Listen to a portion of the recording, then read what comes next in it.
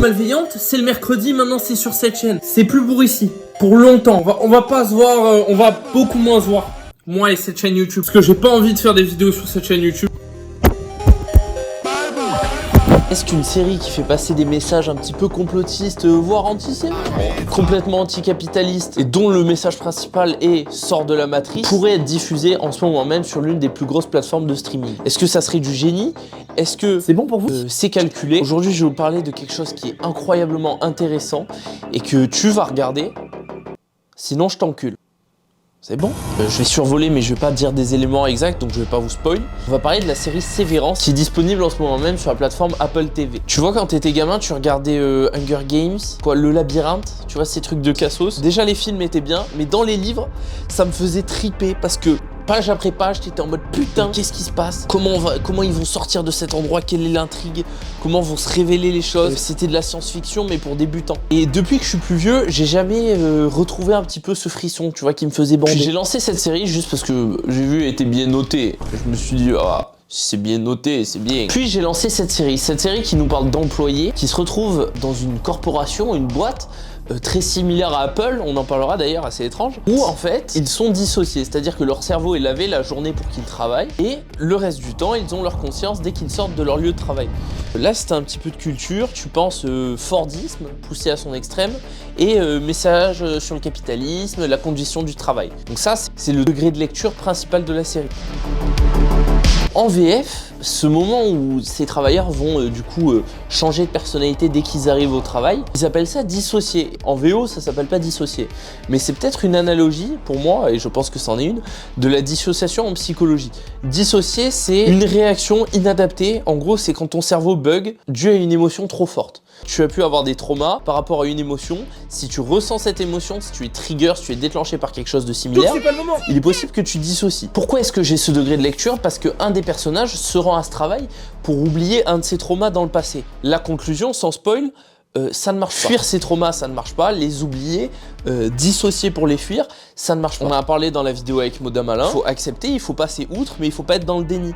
Parce que le déni n'est pas une bonne porte. Il y a des gens qui sont capables de se dire « Oh, c'est passé, je l'ai résolu » et une semaine après, ils pètent la forme. Je suis mort. Ça ne marche pas. C'est des stratégies d'évitement et ça te retombe sur la gueule après, dans la vraie vie. Pour ceux qui ont vu la série, sans spoil encore une fois, ce que je viens de vous dire, vous pouvez le comparer à un des personnages de la série.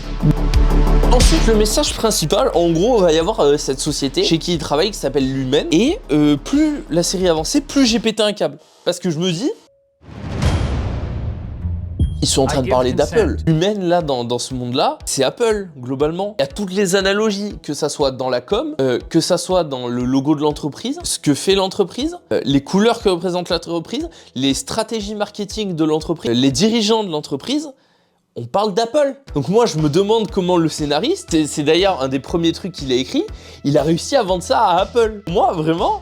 Donc soit les mecs chez Apple se sont dit en fait on va le sortir nous-mêmes parce qu'on va se dire waouh on est trop méta, on se dénonce nous-mêmes, on a peur de rien. Soit ils ont signé le truc avant de bien lire le contrat. Il n'y a pas d'autre possibilité.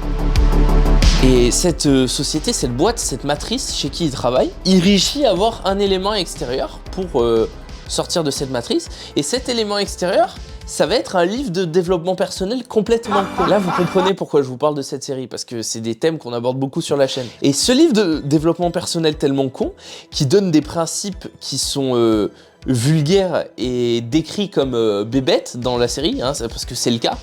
C'est un livre de dev perso, c'est pas intelligent. Et ben en fait, ces principes, dans le cadre d'une matrice trop prononcée, donc de gens trop obéissants et qui font partie complètement de la matrice, qui ont besoin d'en sortir un petit peu, et ben ce sont les bons principes. Parce que c'est des principes qui va guider un des personnages principaux à faire les bons choix. Donc, en gros... Si tu es salarié, tu peux écouter Andrew Tate. Je vous ai jamais parlé d'œuvres, de séries, d'animés ou quoi que ce soit. Je suis un dégénéré de culture audiovisuelle. Je mange tout, je dévore ce poulet, j'adore ça. C'est une des séries les plus belles où chaque chose fait le plus sens dans la réalisation et la photographie. J'allais dire visuelle, la photographie visuelle, mec. Oui, les yeux. Ah, les juifs. Bref, c'est une des séries les plus évocatrices dans sa photographie. Et je me dis, mais putain, quel est le réalisateur incroyable qui a fait ça? Qui est ce chef-d'œuvre? C'est Tarantino, Scorsese? Non, c'est Ben Stiller qui a réalisé la série, c'est Ben Stiller. Ben Stiller, c'est La Nuit au musée, hein, Zootopia, tu sais, le même où...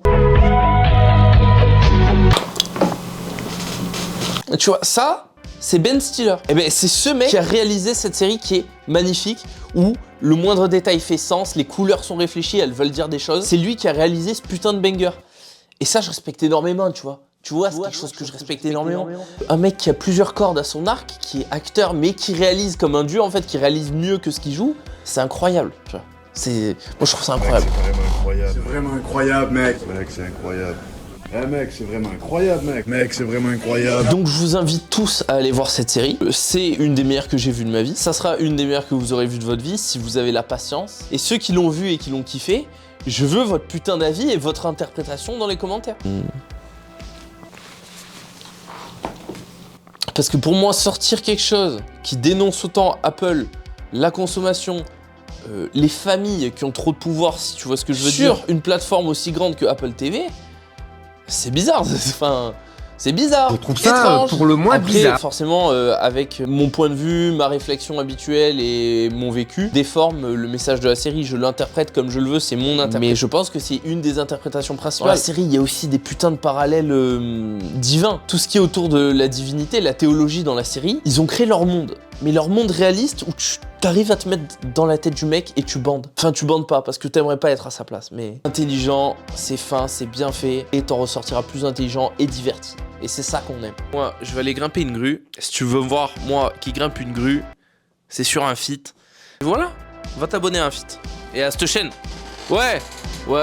Et un feat 10 sur Broadway et Antipou.